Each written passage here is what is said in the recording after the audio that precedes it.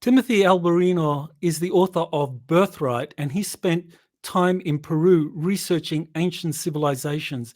And he's traveled the world to understand and discover what it is about ancient civilizations that informs contemporary worldviews and how that all relates to UFOs. You are listening to Exopolitics Today with Dr. Michael Salla, your source for the uncensored truth regarding the human, extraterrestrial, global, and political agenda. Click the like button and subscribe to this channel. And now, here's Dr. Michael Salla. Well, welcome, Timothy, to Exopolitics Today. Very good to be with you. Thanks for having me. So tell us, what got you interested in researching ancient civilizations? And I think you have quite a story about how you ended up in Peru. Yes, well, the short version is I dropped out of high school when I was 18. I moved to the Amazon basin in Peru. And that is really where my journey began, my quest for understanding regarding ancient civilizations, fringe topics such as giants, UFOs, all things ufology, and all kinds of other topics as well. So you, based on your travels, I mean, you got to see some really interesting artifacts and civilizational relics. So, what is it about Peru in particular that drew you to that location? Well, Peru, I would say, is one of the epicenters, if not the epicenter on planet Earth for megaliths. Some of the most impressive megalithic constructions are located throughout Peru and Bolivia. Basically, the Andes Mountains region, the Central Andes and Southern Andes. And so, obviously, anyone traveling around the Andes, as I did, is going to encounter these magnificent stone constructions. And the conventional explanation to how they were created and who built them was never satisfactory to me. It was never seemed adequate to explain the mind-blowing engineering that was obviously implemented in the construction of these sites. Well, you wrote a book, Birthright, where you discuss a lot of these ancient civilizations and kind of like cast quite a bit of light in terms of how they give us a better picture of the biblical narrative and biblical texts. So one of the things that kind of like really struck out was your view that a lot of the biblical texts tend to be anthropomorphic. So why was it important for you to point out that that's actually incorrect from the perspective of what we know of ancient civilizations? Well, I guess one of the first things people need to understand about me is that I come from a biblical worldview. And that worldview informs my understanding of ancient history, of the prehistoric world and other topics. And so from a theological perspective, many Christians approach the Bible from an anthropocentric perspective. And an anthropocentric perspective is a perspective in which mankind, in which the human species is the center of creation. So if you imagine all of creation and all of the sentient players in the universe positioned on a wheel, each player in this story is a spoke in this wheel, that mankind is the hub of the wheel, the center, the purpose, the focal point. That's called the anthropocentric perspective. And again, this is commentary from a theological point of view. Whereas, as I said, most Christians have an anthropocentric perspective of the universe. It is incorrect in regards to proper biblical theological perspective. The correct perspective is what's called a Christocentric perspective, which places Christ, the Son of God, at the center of the universe. At the center of that wheel, the hub of the wheel, is the Son of God, rather than mankind. And mankind then becomes an ancillary character in the story of the Son of God. And indeed, the scriptures, Old Testament and New, relate and are focused on the story of the Son of God and mankind, and as it relates to the human species. I know in your book you discuss sons of God and that these actually are superior intelligences or extraterrestrial beings that predate the creation of humanity. So I guess this is one of the questions a lot of people would have. Well, you know, to what extent did they play a role, if any, in the creation of humanity? Well, I differ greatly from many of my colleagues, Christian colleagues, in that I believe that the basic premise of ancient astronaut theory is true. In other words, that mankind has been in contact with an advanced extraterrestrial civilizations, let's say with the citizens of an advanced extraterrestrial civilization since his inception in the very beginning. And those entities are, as you mentioned, the sons of God. They're designated the sons of God, the B'nai Elohim in the Hebrew Old Testament. And these sons of God, this term never refers to human beings. It refers only to these non-human extraterrestrial entities. They're clearly extraterrestrial because in the book of Job, which is likely the oldest manuscript in the compendium of manuscripts that we call the Bible. In the book of Job, we read that the sons of God shouted for joy when the foundations of the earth were laid.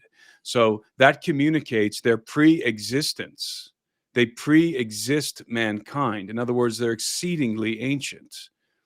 And so, and in my book, I go through the reasons why I believe that this angelic race, which I designate I denominate the elder race because they're much older than us and they constitute a race. They come from a civilization. And so this elder race of beings have been involved in let's say, have been interacting with the human species from the very beginning. I do not believe that the human species was created by this race.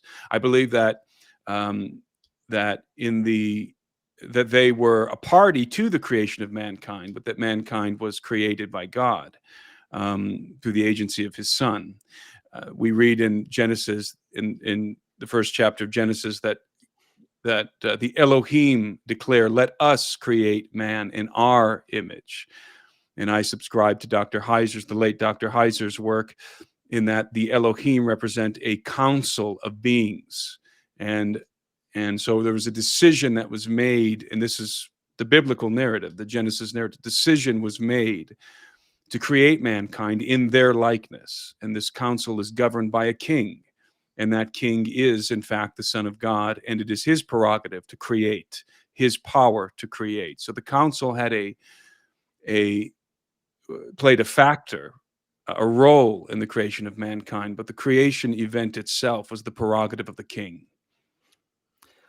Well, that raises some very interesting questions about Sumerian history, because Sumerian texts, as you know, are both the oldest extant, oldest surviving creation stories come from the Sumerian text, the Enuma Elish, and that describes some of the themes that you just talked about. It described a plurality of higher intelligence. Maybe you can call them the Elohim. Of course, many have called them the Anunnaki. That describes them forming a council, an assembly, where they decided to form humanity. So, this is a question: to what extent do these texts, such as the Enuma Elish, the Atrahasis, and other Sumerian texts, actually predate and even the kind of like the antecedents or the source for a lot of the information in the biblical texts, especially those handed down from Abraham, who was a kind of like a refugee from Sumeria or Sumer. That's right. Yes, or Acadia, one of the two. Yes, I'm not interested in which manuscripts are older. And the reason why I'm not interested in which manuscripts are older is because they all hail from the same source. And that source is going to be oral tradition, or perhaps even a written tradition from the antediluvian world. I believe that probably some 11 to 12,000 years ago, there was a massive cataclysm that rocked the earth. I subscribe to the Younger Dryas impact hypothesis, that fragments of a comet broke up in our atmosphere and absolutely pummeled the earth, and gave rise to a series of catastrophic events, including a great flood, including catastrophic flooding on every continent, but also earthquakes, enormous earthquakes and tidal waves, and extensive biomass burning, and so forth. And that this event nearly exterminated the human race. And so mankind had to begin again, as Plato puts it. And so what came through that cataclysm was certainly oral traditions, but also perhaps a manuscript or two, perhaps even the Book of Enoch. Maybe the source of the actual source of the Sumerian texts is in fact the Book of Enoch, which, if written by Enoch, if Enoch is indeed the author, then that would have been written a very long time ago in a pre-flood context, in the antediluvian world. So in some ways, I believe that the Genesis account and the accounts given by the Sumerians spring from the same source. They differ in certain details, and the reason why they differ in details is because you have two different theological worldviews that are at odds. And in some ways, the book of Genesis is a polemic on the Sumerian manuscripts and the Sumerian accounts of creation and of their gods and of the events that precipitated the flood. Because, as you know, the Sumerians also has a Sumerian flood account, which is very, very similar to the Hebrew flood account. So it's not a question of me. For me, it's not a question of which manuscript, which post-flood manuscript is older. The question is, what is the original source from which both of these accounts are drawing upon? And in my opinion, and in my estimation, I would say that original source is likely the Book of Enoch, which, again, if written by the hand of Enoch, Enoch was the seventh of Adam. It would have been written many thousands of years ago, and many thousands of years before the rise of the Sumerians and the Akkadians in Mesopotamia, certainly long before the rise of the Hebrews. Well, I think it's very critical that we kind of nail down exactly when this flood event happened, because I know in Plato's tradition, or in what Plato relayed through his Critias, I mean, it's dated to around 9,600, the destruction of Atlantis under some kind of cataclysmic event, and there was a flood, and of course you mentioned the end of the Younger Dryas, and so kind of like scientific studies do show that there was a significant increase in the temperature, which corresponded with the melting of the Laurentian ice sheets in North America and Northern Europe, that would have led to this catastrophic flood event around the world. So that happened around 9,600 BC, and Atlantis was destroyed. So do you think Atlantis itself was an actual civilization, or just a metaphor for this kind of civilization established by the elders?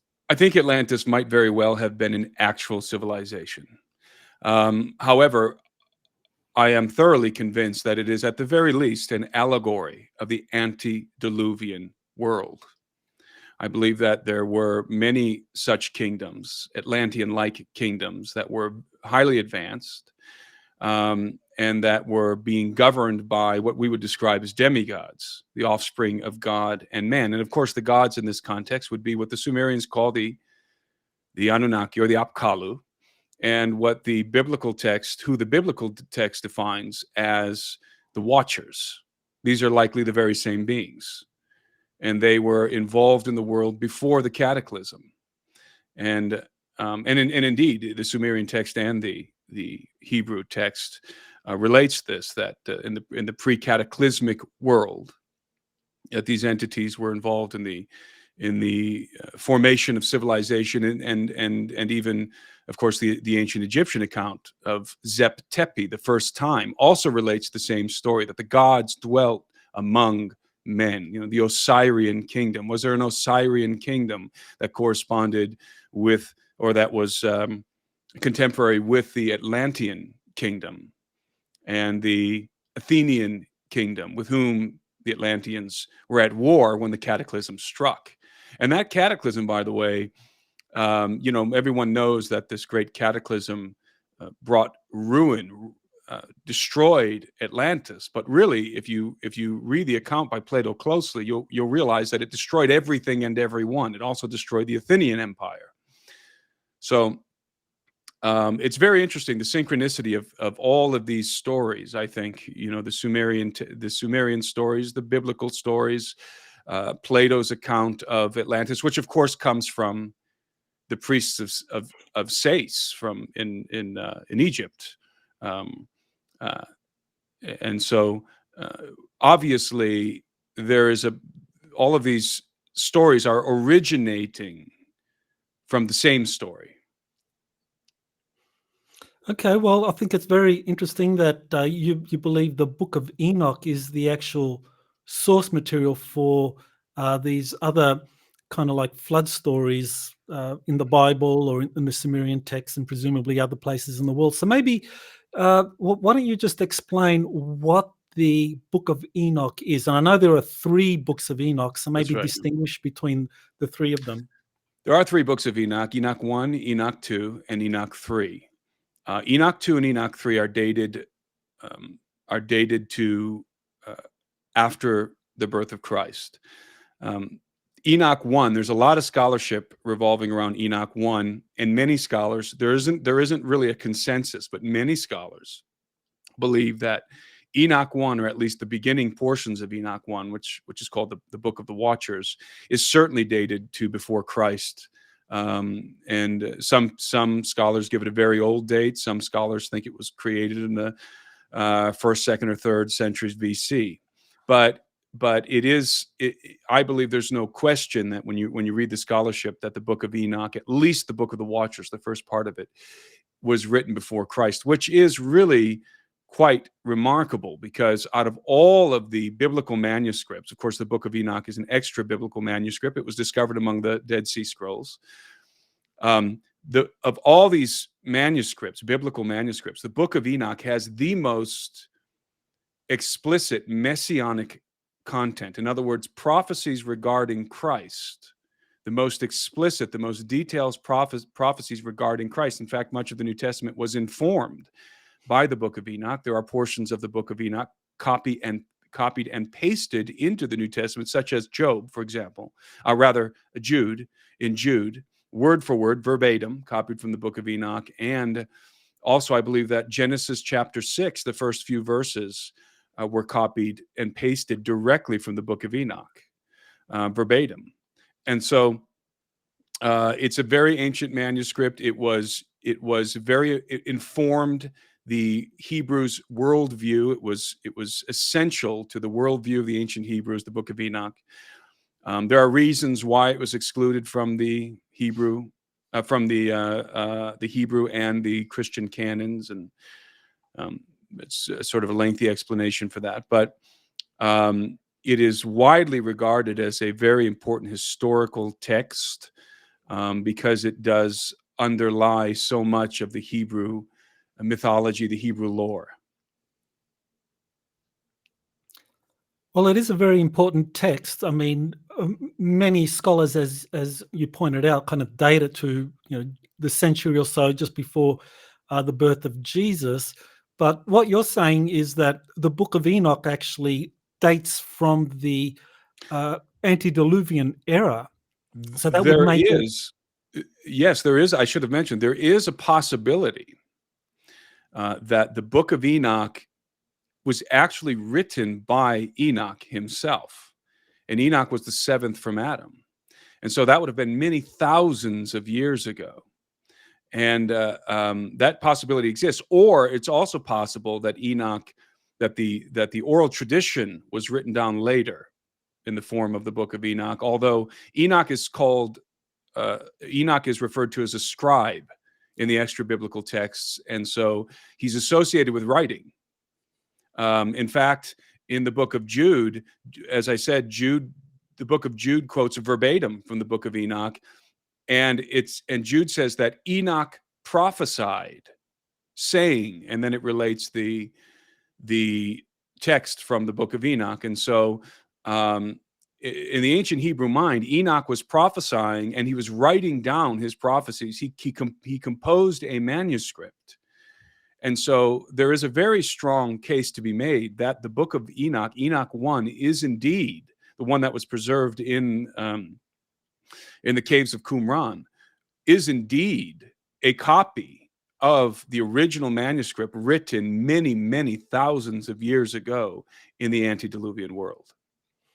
Well, I recall from my reading of the Book of Enoch that Enoch, when he was taken up into the heavens, and we can talk about what that represented, when he was taken up there and interacted with those high-level beings, that he was commanded to write, I think it was 300 books, and that he wrote these down, and that these would be stored as a kind of legacy for rebuilding humanity after this Yes. coming flood.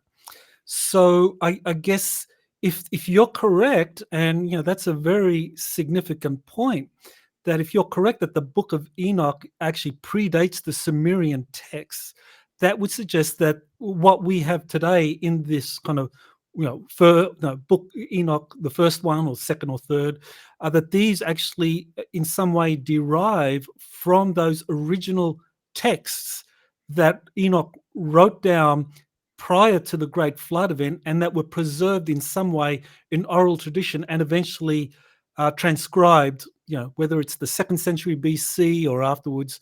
So this to a degree would make them the oldest living Yes. records of the ancient world. That's right. And they may have been preserved in manuscript form too through the cataclysm, especially considering that the Bible talks about divine intervention. So does the book of the Sumerian account, divine intervention to deliver certain individuals to safeguard humanity, so it's not entirely annihilated during the flood. And so you would also imagine that not only would humanity be safeguarded, but some of the knowledge from the pre-flood world, so that humanity can rebuild civilization, so they wouldn't be starting from scratch. In other words, important texts, especially those written by such revered patriarchs such as Enoch, would have been preserved had they existed in manuscript form. Remember that Noah was the descendant of Enoch, and so those manuscripts would have been passed down from generation to generation, and Noah was several generations down from Enoch, but according to the Bible, these individuals were living exceedingly long for exceedingly long periods of time, hundreds and hundreds of years. And so some of these patriarchs would have been contemporaries, even though they were the great grandfathers. In other words, both the oral tradition and the manuscripts conceivably would have been carefully passed down from father to son and then preserved through the cataclysm.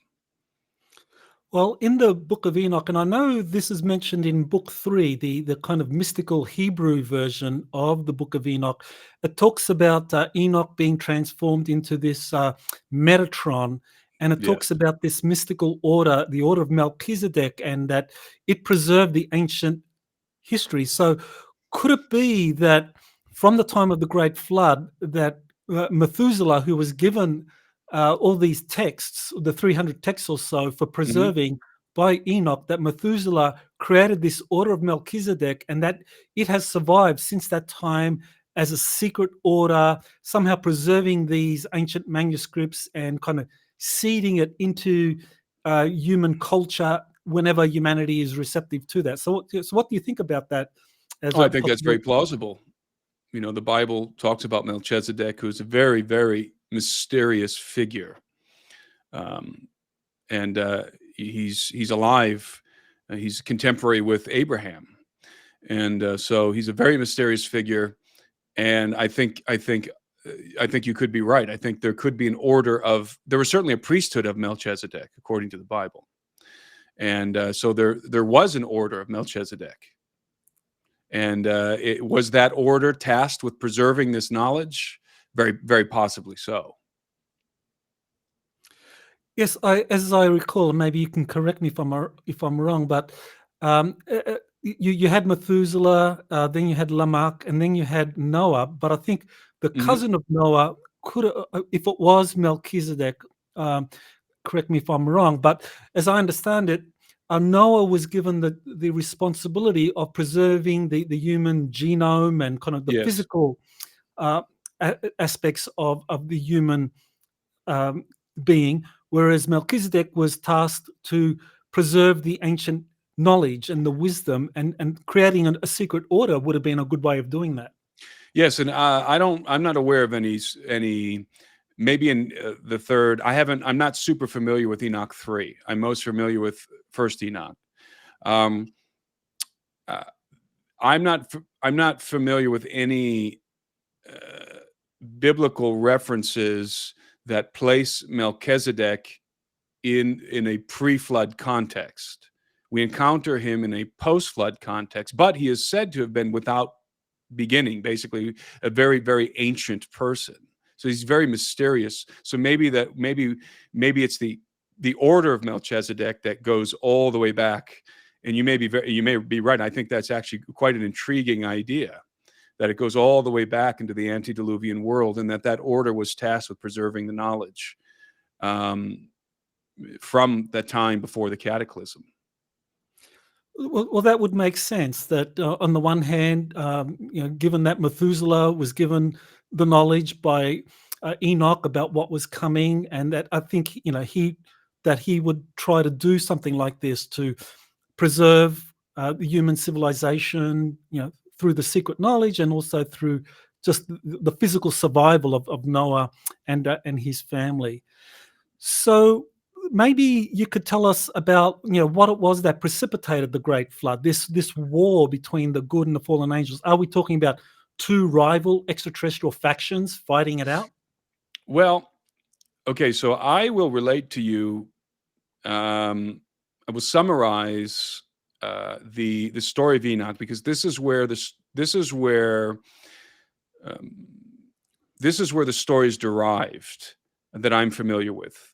The story of the antediluvian world and what unfolded. Now, many people are familiar with Genesis chapter 6, in which we're told that the sons of God saw the daughters of men, that they were fair, and they decided to come down and take them as wives, to wed them. And then it says that giants were in the earth in those days, and also afterward. Now, this is a very strange and ambiguous reference in the beginning of the 6th chapter of Genesis, and it follows with no detailed explanation whatsoever.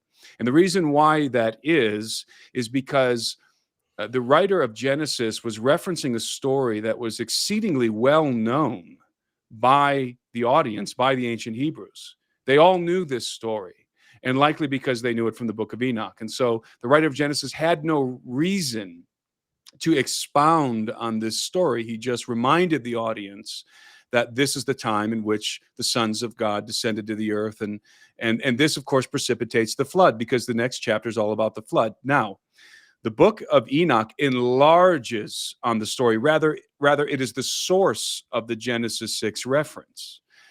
And so, according to the Book of Enoch, there are these entities that are called watchers, and the watcher designation is not exclusively extra biblical. We find the watcher designation in the book of Daniel, and indeed in a very interesting scenario in the book of Daniel, in which this council of watchers are passing judgment upon King Nebuchadnezzar, the Babylonian king, and they cause him. Part of the judgment is that they're going to inflict him with madness, and he's going to have the mind of a beast and eat grass for 3 years. And this judgment comes from the council of the watchers. Again, we're talking about the Elohim. Remember, let us make man in our image. So this is a council. Now, the council is governed by a king. That's very important, and that is explicitly clear in the Hebrew accounting. The council is governed by the King of Heaven, and that would be the Son of God. And so you have the king and his council, and the members of this council are described variously as the sons of God, the Elohim, and the watchers. I think all of these are designating the same group of people. Indeed, I would even go so far as to say that the cherubim is a designation of these entities. Now, so returning to the Book of Enoch, the story begins with 200 watchers, so 200 of these heavenly beings, and these are not the watcher designation is not one that connotes malevolence. In other words, it doesn't necessarily, when you see the watcher designation, it's not a designation for evil beings. It's a designation for powerful, intelligent, exceedingly ancient beings, members of the divine council. Okay, so we start off with 200 of these beings, of these watcher entities in the Book of Enoch, and they decide that they're going to descend to the earth, and that they're going to take wives from among the daughters of men, because the Book of Enoch says that they looked upon the daughters of Adam, that they were comely, and they desired to wed them. And so the watchers were, and again, I'm summarizing the story, the watchers were impelled by three basic desires. They desired to, it was a sexual impulse, certainly, because they lusted after these women. So they desired these women sexually, but they wanted to wed them because they wanted to produce offspring. So they desired to wed these women, the daughters of men. They desired to produce offspring with them.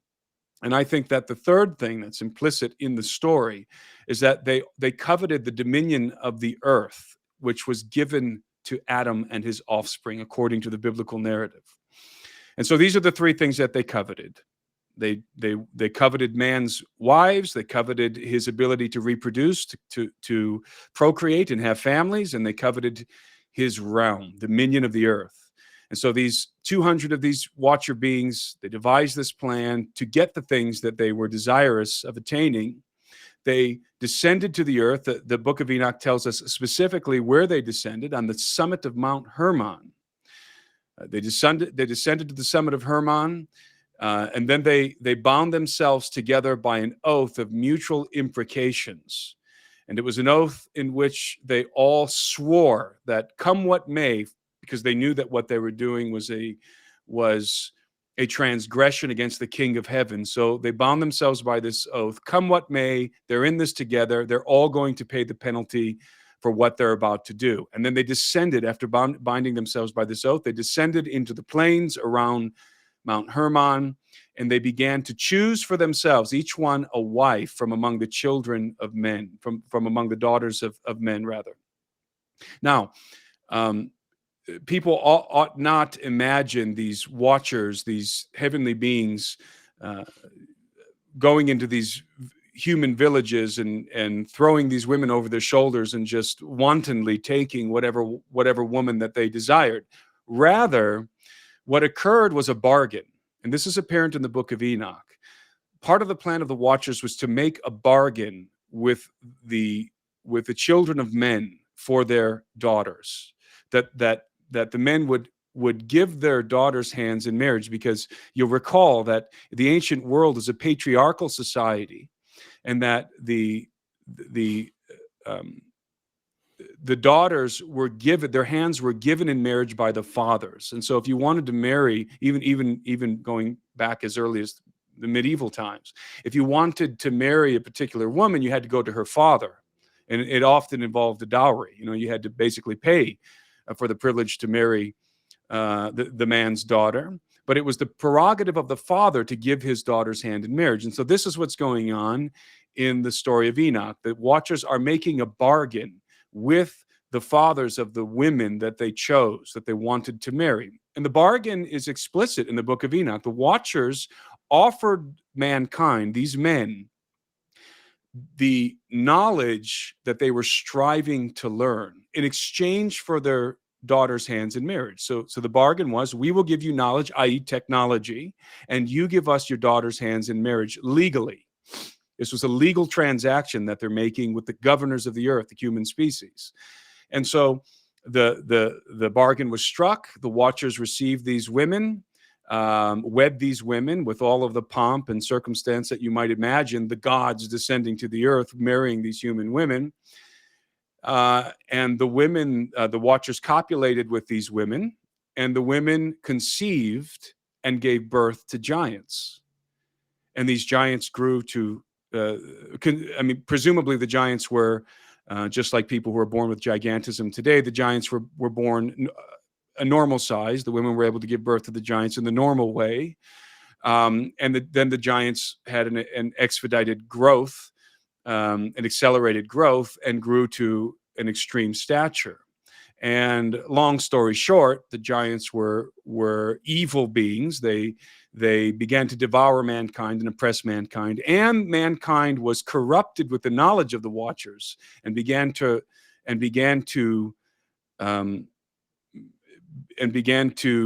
commit great evil with the knowledge of the Watchers. And I'm skipping through a lot of details of the story, but ultimately what happens is, this goes on for a period of time. Men begin to cry out to God, to petition heaven, and God responds. And his response is judgment on the Watchers and on their offspring. And he uses Enoch as an intermediary between the court of heaven, the good Watchers, and the insurrectionary, the rebellious Watchers on earth. And so Enoch is going between the court of heaven and the Watchers on earth. And ultimately he delivers the sentencing to the judgment to these Watchers. And the judgment is that the Watchers are going to be bound and cast into the abyss, cast into Tartarus, basically, as Peter says in the New Testament. But before they're cast into the abyss, they're going to have to witness the utter destruction of their offspring, of their beloved offspring, who are going to be incited to war with one another. And so the giant demigods of the Watchers are incited to war with one another, and the Watchers, their fathers, have to witness the utter destruction, the bloody annihilation of their beloved sons. And so how are the giants, the offspring of the Watchers, destroyed? They go to war with one another. And I don't think that these are big, dumb, Disney giants carrying clubs and pounding each other on the head with wooden clubs. Rather, these are exceedingly intelligent, advanced beings who are governing kingdoms, these giants, and who are bringing to bear in this civil war advanced technology. And I think it's very much like the Indian epics, in which you have flying machines, you have advanced technology, you have missile-like or laser-like weaponry involved. And so it's advanced civilizations going to war with one another based on the technology of these civilizations came from these extraterrestrial entities, these Watchers. And so the Watchers are bound. They witness the destruction of their beloved sons in this hybrid demigod civil war that unfolds in the earth. And then a great cataclysm strikes the earth, and these fragments of this comet bombard the earth and precipitate all kinds of cataclysmic events, including a great flood, and humanity is nearly annihilated. And of course, we know the rest of the story, with the biblical account of Noah, the Sumerian account of the flood, and so forth, and other ancient accounts as well. And so that is a summation of the story that is related in the Book of Enoch, the Enochian tale. I know in your book you describe the golden age, and that was described as the period before I guess the Nephilim, the giants, began to proliferate and take over. That this golden age, and you referred to the race of elders as being kind of like in control, and that this was, I guess, generally a positive age until the Nephilim and the fallen watchers began to degrade things. So, yeah, you want to kind of elaborate that, because Sure. I know the golden age is something that appears, of course, in the Greek legends. It also appears in Hindu legends, that you have this golden age which is revered, kind of almost like a rule by the gods, Mhm. and then you have the inferior ages and leading to catastrophe. That's right. The hallmark of the Golden Age, and almost every major ancient civilization has a version of the Golden Age. You're right in that the terminology Golden Age, that comes from the Greeks, but the hallmark of the Golden Age, it's the time when the gods dwelt among men. That's the hallmark, and copulated with their women, creating a race of demigods. That is the hallmark of the Golden Age. Now, the Greeks referred to this time as the Golden Age. The Egyptians, as I mentioned earlier, referred to this time as Zep Tepi, the first time. Even the Inca have a mythology regarding the Golden Age, involving the god Viracocha, or the Viracochas and the giants. What is interesting is, almost universally across the board, the Golden Age with all of these ancient cultures is seen as a time of great abundance and benevolence, when the gods dwelt among men. They were imparting their knowledge to them. They were copulating with human women, and it was a utopia. That's how it's depicted in most of the ancient accounts, with the exception of one account. The glaring difference is in the Hebrew account. In the ancient Hebrew account, the Golden Age is depicted as a terrible dystopia. The knowledge that came from the Watchers corrupted mankind, and mankind began to become exceedingly murderous, and much blood was shed on the earth, and in fact, the Bible says that all flesh had corrupted its way because of the knowledge of the Watchers, and that there might be an indication there of genetic engineering and genetic corruption. And so the result of the gods mingling with men from the Hebrew account, from the ancient Hebrew account, was unquestionably negative. It was deleterious to mankind and to the earth. And again, that is really what separates the Hebrew account of the antediluvian world from all of these other ancient accounts. They do not view it through a laudatory prism, for example, as do the Greeks, as do the Romans, as do to some degree, the Sumerians. In all of these other accounts, as I said, the Golden Age was this wonderful utopia of abundance and peace and love and the profusion of knowledge. And again, in the Hebrew account, it was quite the opposite. Although there was a profusion of knowledge, but mankind, it was like giving toddlers lighters and setting them loose in a dry field of wheat or something like that. It was the fire of the gods lit the world on fire in the so to speak, in the Hebrew tale. It wasn't like, Prometheus giving mankind this knowledge that caused mankind to flourish and to create these wonderful, peaceful societies. And I would also note, by the way, that the Atlantean tale, most people, when they think of Atlantis, they assume that Atlantis was this wonderful, peace-loving civilization, when nothing could be further from the truth. Maybe that's the way it began, and maybe there's a hint of that. Maybe that's because Plato does talk about that, but it's certainly not the way it ended. Atlantis was a very martial civilization, and it was conquering its neighbors and enslaving them, according to Plato. And so Atlantis was a very destructive, powerful, a tyrannical kingdom before it was destroyed, according to Plato.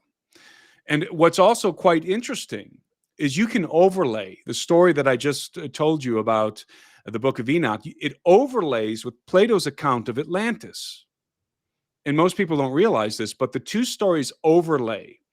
And there's much synchronicity between the two stories. You'll recall that in the beginning of Plato's account of Atlantis, the gods are apportioning the earth amongst themselves. So they're dividing the earth up amongst themselves. And each god was allotted his own realm.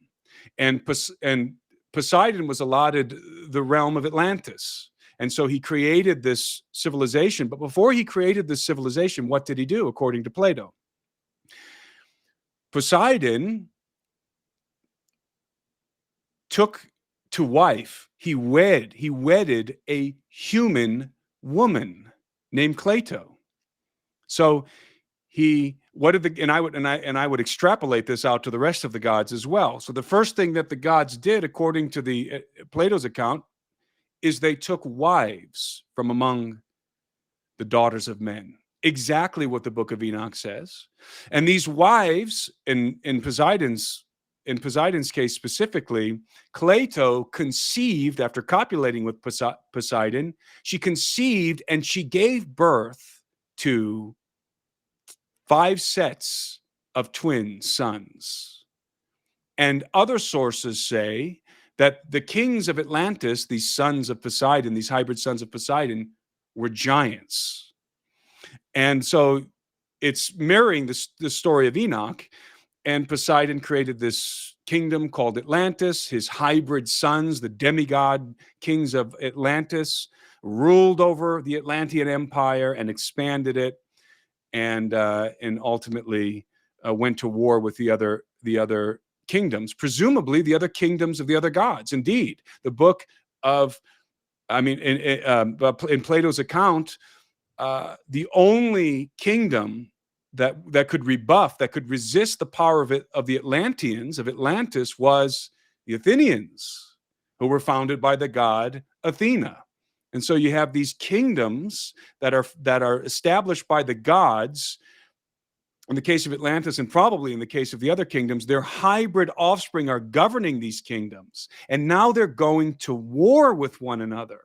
So what we have is an overlay. We have a synchronicity between the Book of Enoch and Plato's account of Atlantis. And of course, we all know that as Atlantis and the Athenians were locked in this battle, in this epic war, what happened?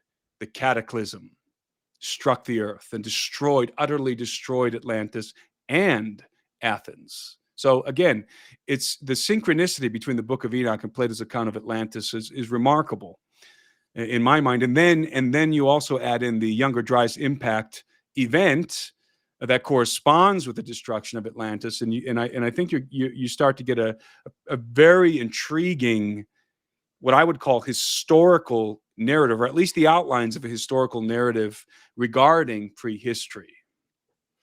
Yeah, I think also there's a lot of parallels with what the Sumerians described as well, with the Atrahasis and the wars between the different gods or extraterrestrial factions, one led by Enki, one led by Enlil, and how they had their different approaches. But that age or that era just before the Great Flood was one of decadence, one of great war, conflict, and I think all the traditions describe that, and the kind of reference to the Golden Age predates that. That there was a time when things were going quite well and there was harmony, and that kind of makes sense in terms of any kingdom or any empire typically starts off at a high point because you're melding different peoples under a common idea. I mean, you look at the idea of Rome. Ancient Rome was the same thing. It began as a republic. It lasted for 600, 700 years, and then it became an empire,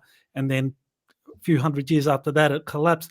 And the United States, right now, just kind of like segueing into the present era right now, I mean, you look at the United States history, it also began, we have the Golden Age of America from that the Revolutionary War, up until, say, the First or the Second World War. And of course, ever since the Second World War, America has become this kind of global imperial power. Even though it still describes itself as a democracy, it still behaves kind of in a way very similar to Atlantis, the last days of Atlantis as Very true. described by Plato. So that brings us to the present day. And what do you think is happening now with this whole kind of the United States and this kind of UFO phenomenon that seems to be kind of coming in as a harbinger of a new threat and a new war? If I may, I'd like to comment on the previous topic very quickly in regard to what you just said. I agree that the beginning of these kingdoms that were established by the Watchers very well may have been something of a golden age of a time of peace and prosperity, and where knowledge excelled and increased in the earth, and then it all went to hell, so to speak. But the difference between the Hebrew account and some of these other accounts is that the contact, the bargain between the Watchers and the human species was in itself an illicit act. It was a transgression. So it began as a transgression against the kingdom of heaven and against the king of heaven, and that would distinguish the Hebrew account from the others. Now, in regard to what's happening today, it's very interesting because in some ways I believe that we're going to see a repeat in the future of what I call the Genesis 6 affair, or some of the things that happened in the Book of Enoch, that what is going to unfold, and indeed is unfolding in the earth, is going to mirror to some degree some of the things that happened in the antediluvian world, with the same result.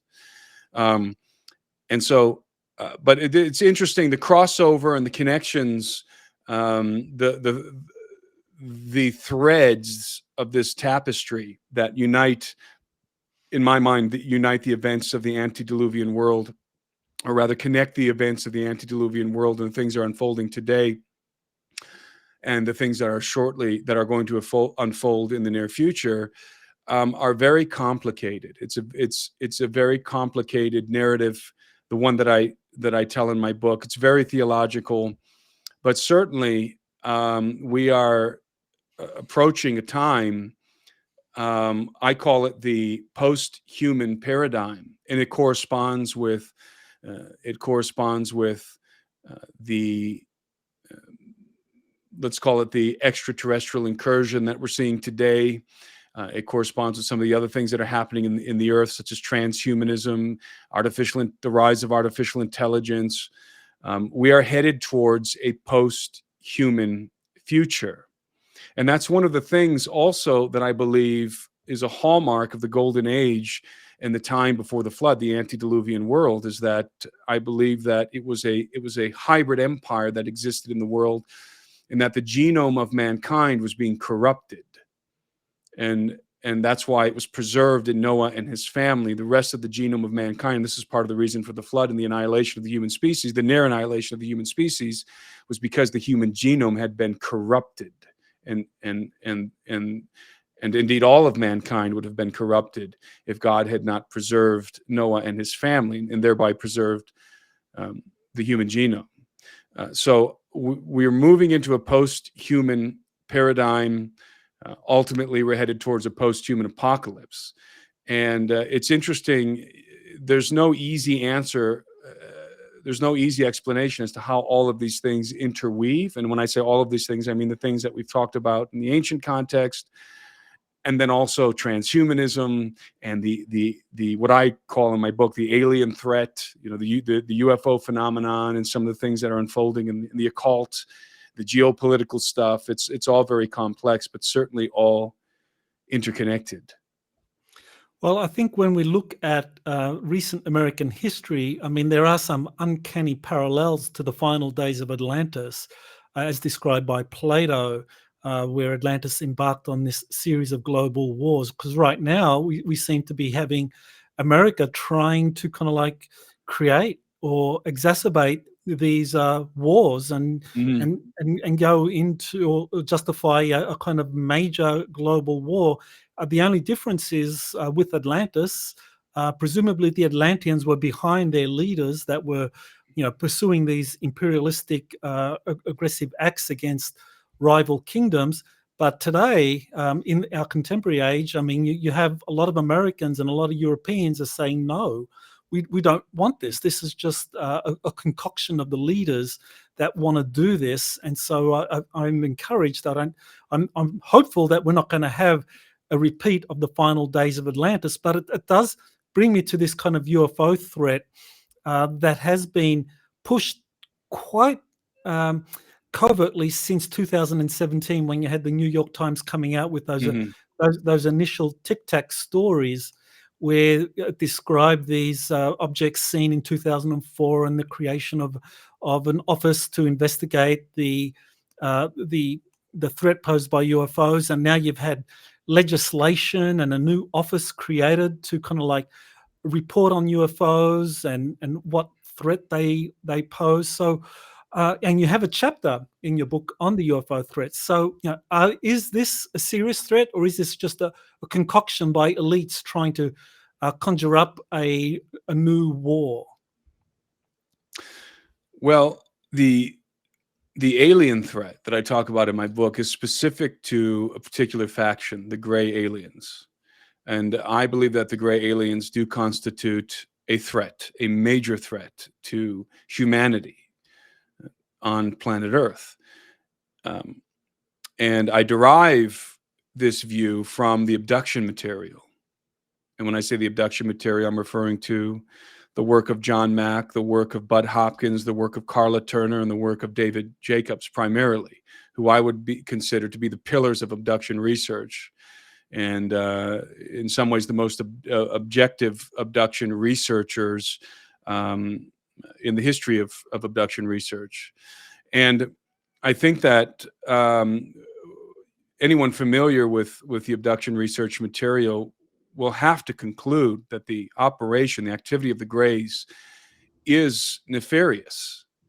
And obviously the Greys are creating human alien hybrids, advanced human alien hybrids, what Dr. Jacobs designates as hybrids, that can interface with the human species and are nearly unrecognizable, but yet they retain the powerful, manipulative, telepathic capabilities of the Greys. And so let's assume for a moment that this is indeed true. And of course, the Greys themselves, the little gray aliens with the bulbous shaped heads and the almond eyes, the black almond eyes, are not, in my estimation, the native species. Rather, they are a species that has probably been bred or are clones created by what I would consider to be the native species, the insectolins, who seem to be the managers of the abduction program. And so if this is true, and I believe it's true, I believe that we have all the evidence to conclude that indeed it is true, that the Greys are real, and that the abduction phenomenon is real, and that there is a breeding program with the goal of creating advanced human alien hybrids to integrate into human society, which is interesting because it's the antithesis of the Borg, of course, the fictional faction from Star Trek, the Borg who would go around and assimilate other cultures into their collective. Right, resistance is futile, and they would destroy civilizations and incorporate both the biological entities and their technology and knowledge into the Borg collective. Well, the operation, the modus operandi of the gray alien faction is quite the opposite, is the antithesis. They assimilate themselves into civilizations. That's certainly what they appear to be doing with us. And so there's this covert program in which alien human hybrids are assimilating into human society. And how far along that program assimilation is, who knows? But it does appear to be happening. And the question would be, to what end? And I would concur with Dr. Jacobs, who hypothesized that what the objective of the Greys is planetary acquisition, that they want to acquisition the Earth, and they want to possess the Earth for some reason, and what they want to do with the human species is anyone's guess. But are these advanced alien human hybrids, are they working their way into the various echelons of human society? Are they working their way up the military ranks, or are they positioning themselves to do so in the future? Are they working their way up through the political hierarchies, the scientific hierarchies? It's really anyone's guess, but that's certainly a possible scenario. And so the way that, and you, as you rightly said, there's been this strange, I would say, gradual rollout of disclosure coming from the Pentagon since the Nimitz incident in 2017, and then obviously a host of other things have broken since then, even recently. And we have the Pentagon's newly created All-Domain Anomaly Resolution Office, the AARO, which was established in 2022, and most people don't realize that it was established specifically to investigate unidentified objects of interest around military installations. Because what's been happening, and I don't know what you think, Michael, but from my perspective, the UFO phenomenon, at least as it pertains to the Greys, has been taking a more hostile posture in the last several years. And what do I mean by hostile posture? We now know that because of the documentation released by the Pentagon, we now know that the Pentagon is concerned about the fact that these objects, saucers probably in most cases, have been hovering over our secret military installations, have been hovering over our battleships and our aircraft carriers, have been tailing basically our fighter jets and our other aircraft. Now, of course, this has been going on for many decades, but you get the sense from the Pentagon that the phenomenon is taking a little bit of a more hostile posture as it relates to our military assets and installations. And I certainly think that's the case. And so the way that this strange gradual disclosure is unfolding is, or rather the context in which this strange gradual process of disclosure is unfolding, is one of a national security threat. That's what's coming from the government. That's why we have Congress, looking into the UFO problem. That's why we have the creation of the AARO. It's being framed in the context of a national security threat. And I believe it does constitute a national security threat. And I believe that this is going to lead to at some point in the future, who knows when, it's going to lead to a global effort and perhaps even a global consolidation of military power to try and address this threat. Because the Pentagon obviously cannot control the phenomenon. Nobody can control the phenomenon. It's out of our control. But what they can control is the narrative. And I think what we've been seeing over the last few years is narrative control. The Pentagon cannot keep this thing under the lid anymore. And when I say Pentagon, of course, I think you probably would agree with me when I say that there are very few individuals at the Pentagon who know more than your average ufologist about the subject of UFOs. I call it the dumb state. That's where the knowledge is really harbored. And when I say dumb state, I refer to the deep underground military bases where the black projects to reverse engineer crash retrievals and technology from crash retrievals has been taking place. And much of that work has been happening under the auspices of military contractors, aerospace contractors such as Lockheed Martin and many others. And that's really where the people who know about the phenomenon really know about the phenomenon hands-on, perhaps even interacting with some of the entities.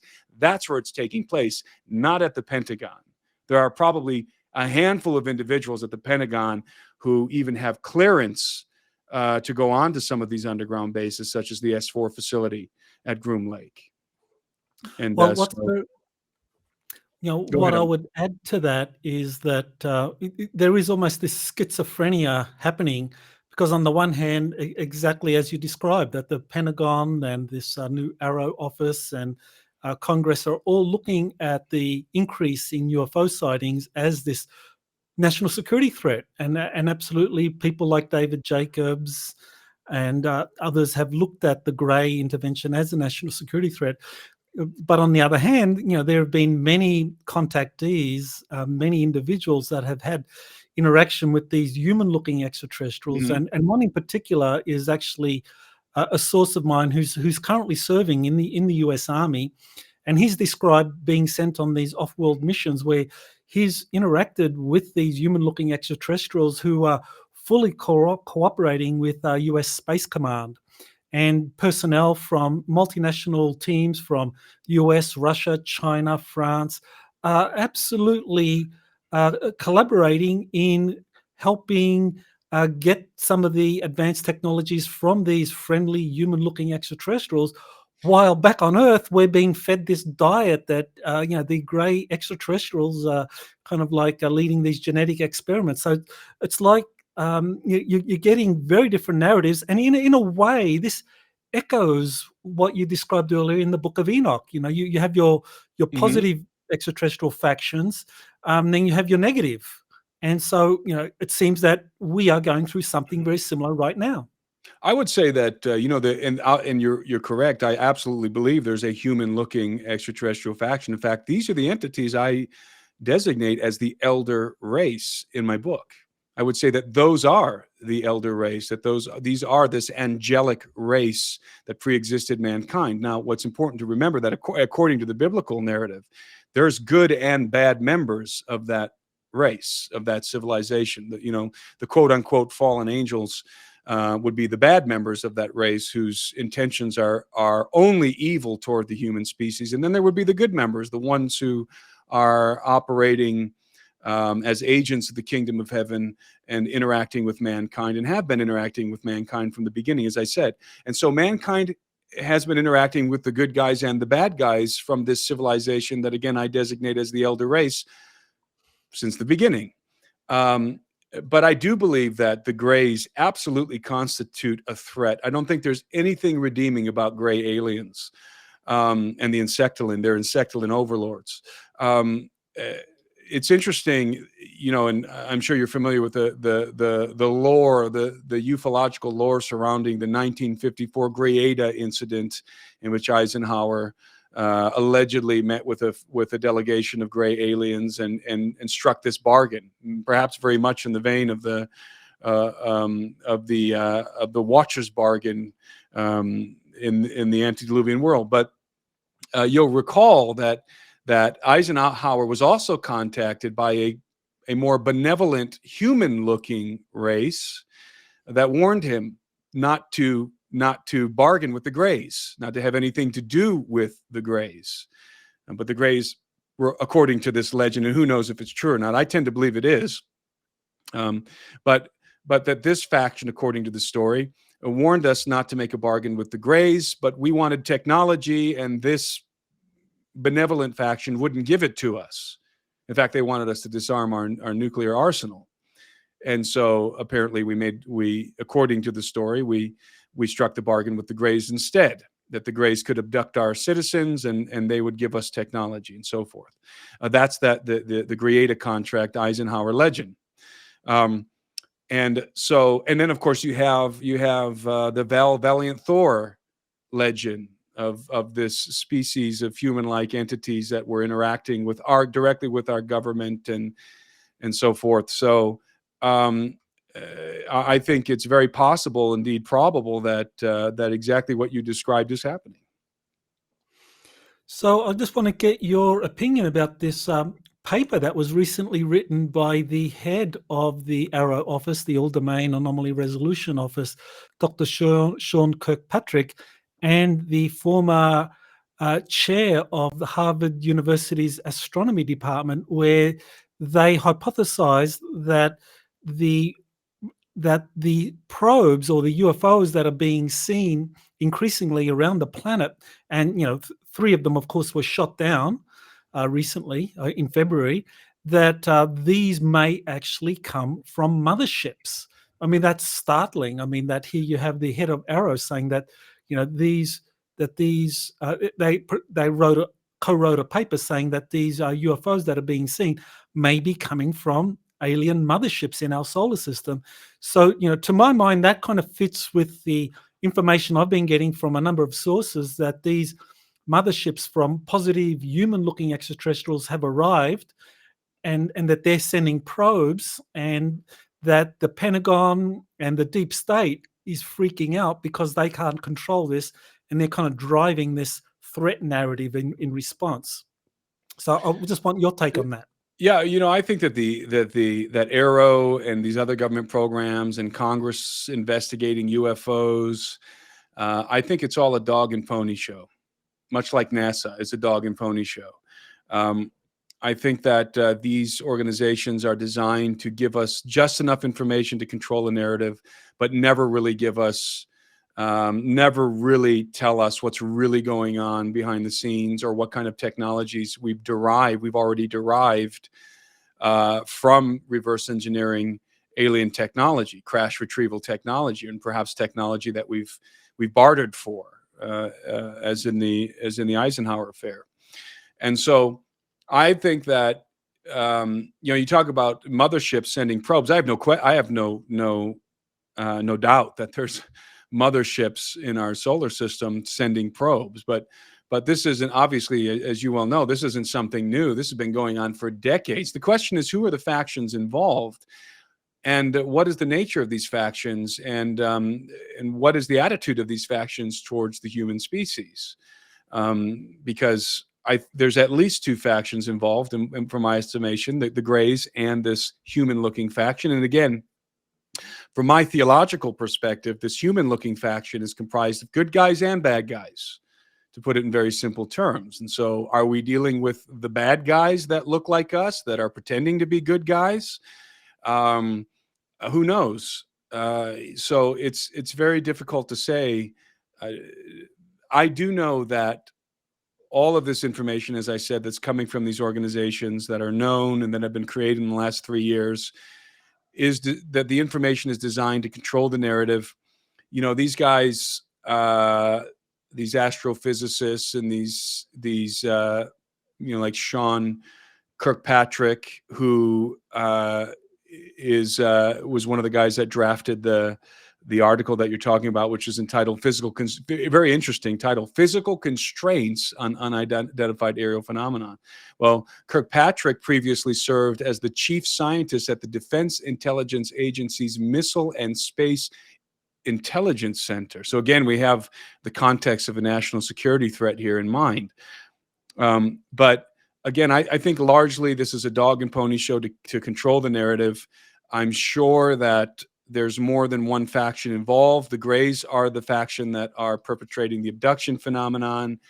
And I would say, and of course this is a departure from many of my colleagues, but I would say that when you witness UFO activity in our airspace, in our atmosphere, you're seeing several factions that are traversing the atmosphere. You're seeing the Greys. I would say probably most commonly you're seeing the Greys.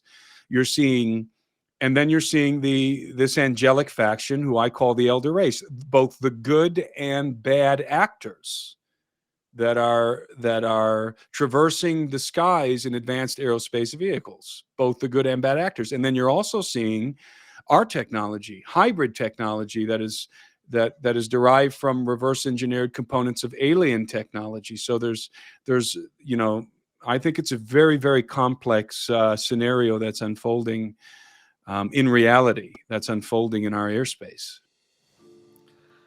So, Timothy, can you tell us where people can get your book, and where they can kind of learn more about your research and any things that you have coming up? You can get my book on Amazon.com, Walmart.com, BarnesandNoble.com. Birthright, The Coming Post-Human Apocalypse and the Usurpation of Adam's Dominion on Planet Earth. You can visit my website and subscribe to my mailing list, TimothyAlberino.com. You can find me on Twitter and on Instagram, Timothy Alberino, no dots or spaces or underscores between my first and last name. And you can find me on YouTube. Timothy Alberino is my YouTube channel. I currently I have a Peru trip coming up, a tour, which is sold out. And I plan on doing a trip to potentially to Guatemala to visit the Maya ruins, which will be a public tour. So if you're interested in anything like that, just track with me on my mailing list and on my YouTube channel and on my social media, and you'll get updates regarding those events. Well, I want to thank you, Timothy, for being on Exopolitics today. You've got a wealth of knowledge on ancient civilizations and how that fits into the biblical history and, of course, the current UFO situation, which is very, very refreshing for me to actually talk with someone that's familiar with biblical research that is prepared to talk about both the positive and the negative extraterrestrial factions. Not everyone has that understanding, so I want to congratulate you on that. Well, thank you so much, Michael. It was my pleasure. You have been listening to Exopolitics today with Dr. Michael Salla. Please remember to like, share, and subscribe to this channel. Join or start a conversation in the comments. Take the time to explore the vast library of best-selling books, webinars, and podcasts by Dr. Salla. Visit exopoliticstoday.com.